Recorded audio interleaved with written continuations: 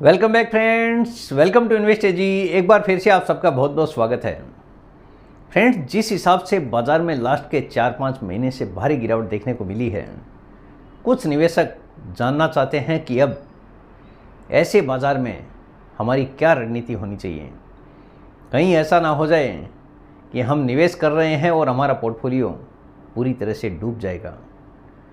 तो आज इसी का एक पूरा सॉल्यूशन मैं आपके साथ में शेयर करने वाला हूँ, ताकि हर किसी निवेशक को इसका फ़ायदा हो सके। मैं आपको दिखाऊंगा एक रियल एग्जाम्पल के साथ में कि अगर कोई पेशेंस के साथ में निवेशित रहता है, बाज़ार में गिरावट होने के बावजूद किस हिसाब से आपके पोर्टफोलियो में हरियाली आ सकती है। सबसे पहले मेरा इंट्रोडक्शन, मेरा नाम है रविकांत शर्मा और मैं AMFI registered mutual fund distributor हूँ। मेरा एमपी रजिस्ट्रेशन नंबर है ARN 138523। Employee unique ID number दिया है EUIN E234641। तो फ्रेंड्स, आप देख सकते हैं आज का जो मेरा मेन टॉपिक है, बाजार में गिरावट, निवेशकों के लिए सही रणनीति क्या हो। इस समय हर कोई रणनीति बनाने के चक्कर में ही लगा है, क्योंकि जिस हिसाब से बाजार में गिरावट हुई है, हर किसी के पोर्टफोलियो की हरियाली काफ़ी हद तक ख़त्म हो चुकी है, या फिर ऑलरेडी यहाँ पे आपको लाल निशान देखने को मिल चुका होगा। तो आज मैं आपको दिखाऊंगा कि भले ही बाज़ार में लाल निशान आपको देखने को मिला है, यहाँ पे आपका पोर्टफोलियो नुकसान में आ चुका है, लेकिन उसके बावजूद भी अगर आप पेशेंस रखते हैं तो किस हिसाब से आपका पोर्टफोलियो अच्छा खासा आपको रिटर्न डिलीवर कर सकता है, रियल एग्जाम्पल मैं आपको दिखाने वाला हूँ। और कुछ लोगों के दिमाग में अभी आ रहा है कि अगर ऐसा ही चलता रहा तो कहीं मेरा पोर्टफोलियो पूरी तरह से डूब न जाए, यानी पूरा पैसा मेरा नुकसान में ना चला जाए, क्योंकि हर किसी को अपना पैसा प्यारा होता है। कोई भी नहीं चाहता कि उसका यहाँ पे कुछ भी नुकसान हो जाए।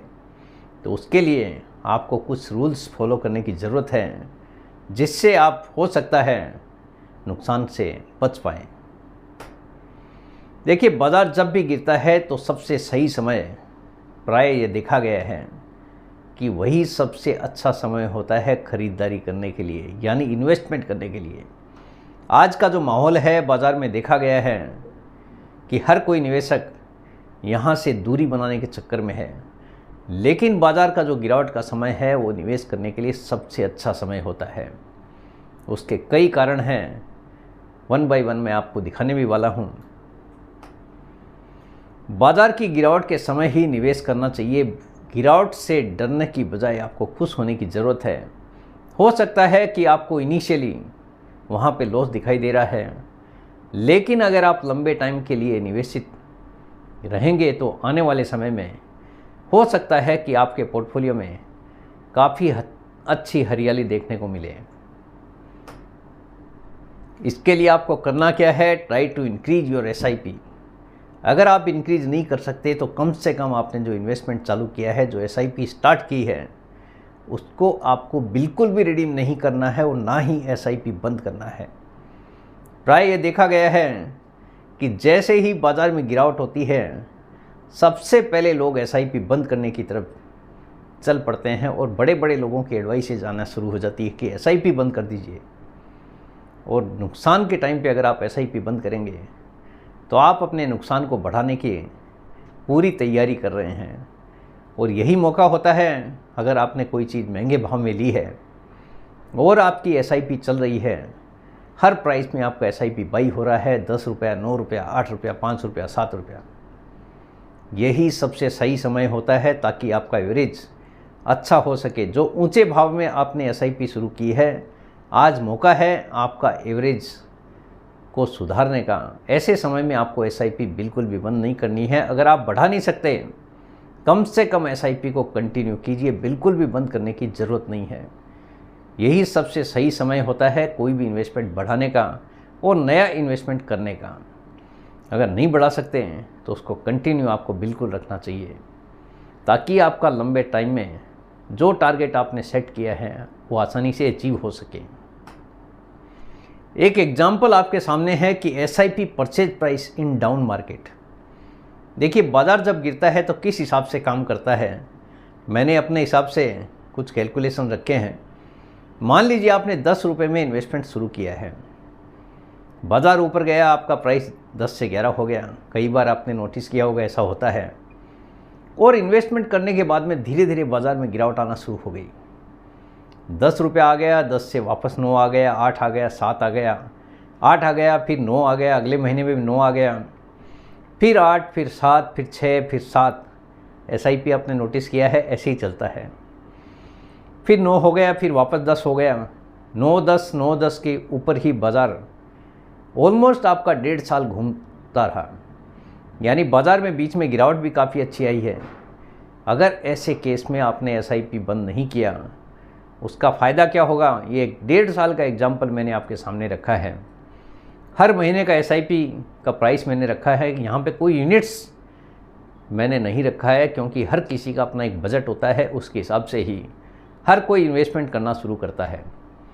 मैंने खाली प्राइस रखा है कि भाई 10 रुपये से शुरू किया और लास्ट 18वें महीने में प्राइस 10 ही रहा। यानी 1.5 साल पहले आपने इन्वेस्टमेंट शुरू किया और 1.5 साल के बाद में भी जितने प्राइस पे आपने लिया था वही प्राइस 1.5 साल के बाद भी है।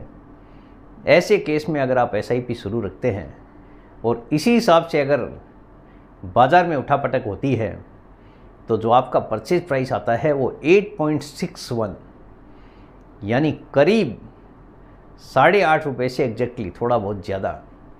इस हिसाब से आप देखोगे पर यूनिट आपको जो प्राइस का फ़ायदा होता है, यानी जो लास्ट परचेज प्राइस आपका देखिए 10 रुपया है।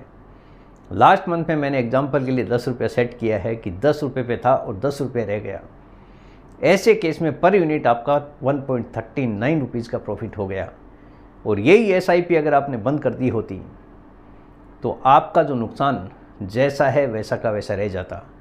और अगर आपने SIP कंटिन्यू की है, बाज़ार में गिरावट देखने को मिली है, तो पर यूनिट आपका प्रॉफिट 1.39 रुपीज़ आ गया है, जो कि काफ़ी अच्छा माना जाएगा।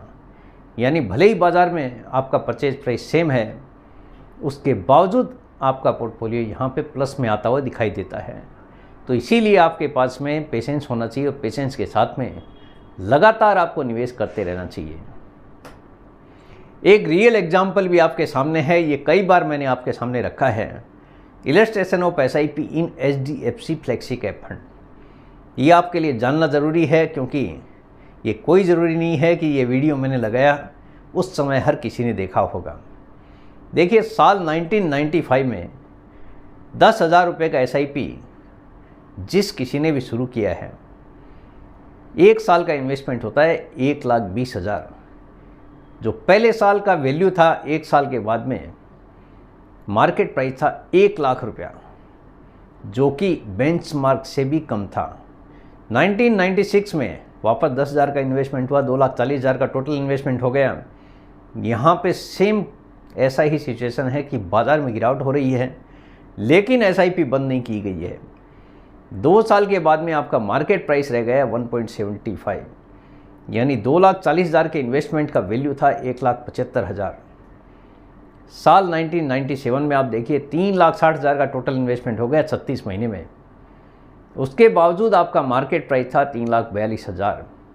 3 साल के बाद में भी आपका पोर्टफोलियो 18,000 रुपये से माइनस था।